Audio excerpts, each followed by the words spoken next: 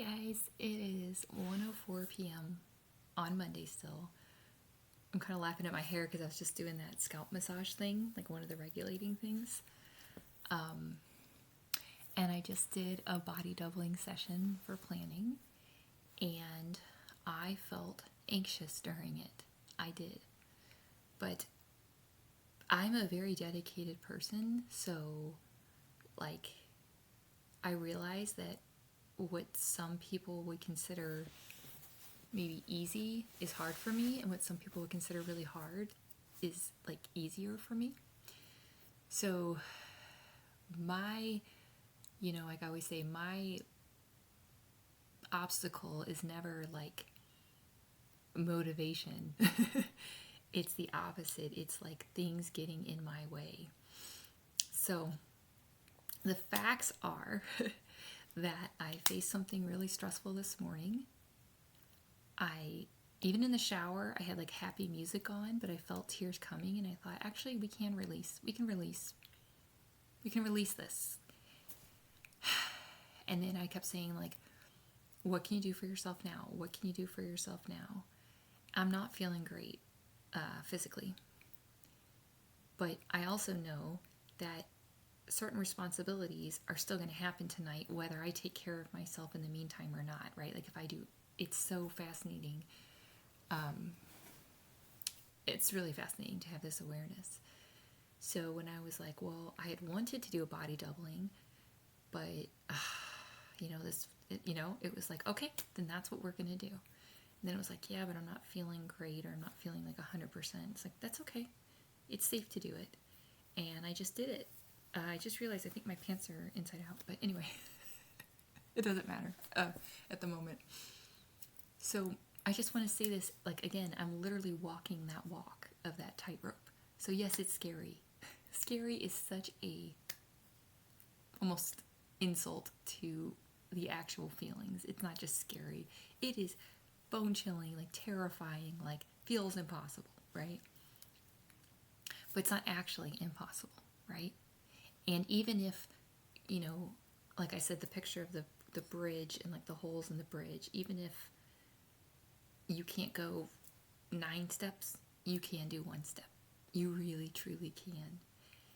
And so ultimately I did it, and I, worked on planning, and I'm just really proud of myself. And I came up with this metaphor of, well, several metaphors actually, but one of them was,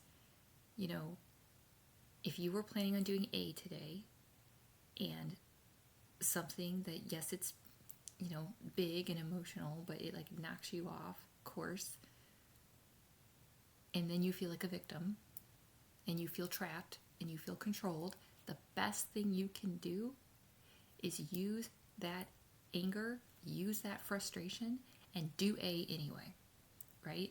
And you might not be able to do A to the extent like you wanted to and that type of thing, but you're still doing it. There's something very empowering about that, truly.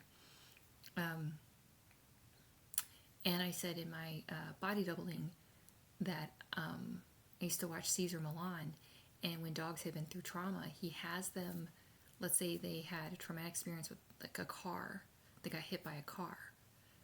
So then they have these behaviors, these trauma-based behaviors, whenever they hear a car or see a car, right? And obviously, let's say they're now in a safe home, like a safe family, but they're still reacting that way, right? And then it generalizes to everything. And so what he does is he supports the dog, but he doesn't let the dog run away from it, because all that's doing is reaffirming, even though it's incorrect, it's reaffirming that that thing is dangerous. So that's why I did the body doubling even when I'm not feeling great. And all of those things do make me feel unsafe. They just do. But I'm doing the rep anyway, because I'm showing myself ultimately that things can happen. They don't have to dictate my entire day. They can affect me. I'm not going to... Sometimes the energy spent to try to pretend something's not affecting you is worse than just letting it affect you momentarily, right? Like to move through it, because you're not being honest with yourself. And there are times, I've always said this, I will always say that there are times you just have to push through. but we can get locked in that as a pattern. So even the times where it's supposed to be our freaking day off, it's supposed to be time to relax, it's supposed to be time to whatever, we can't do that. We feel like we can't do that. And that's why we feel trapped.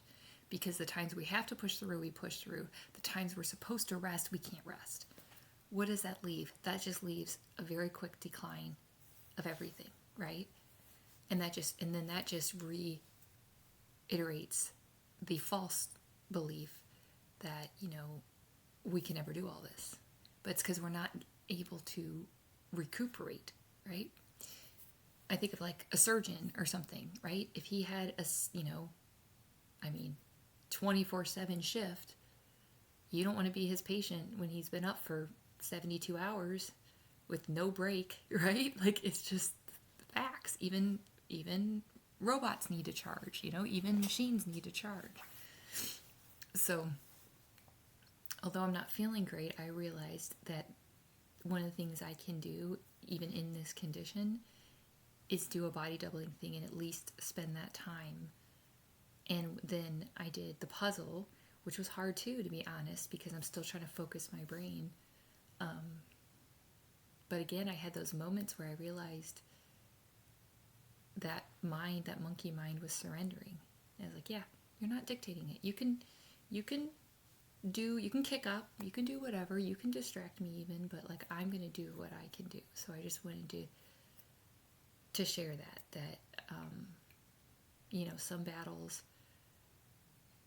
internally are worth fighting, because we're the old and the new are battling. So as we want to keep letting the new win, okay?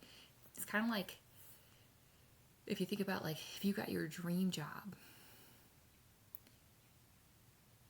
you're still going to be nervous at the beginning, but it doesn't mean that the solution is to quit the job, assuming everything's okay, right? That's how I am with taking these steps. It's like, if I'm being honest with myself, it doesn't feel safe, but that doesn't mean that's true. And that's just that's what I'm working on. And this summer, I will really get to spend the actual time to make sure my system is good before taking a step. But right now, it's like the responsibilities aren't stopping and they're actually ramping up. So it's a misnomer to think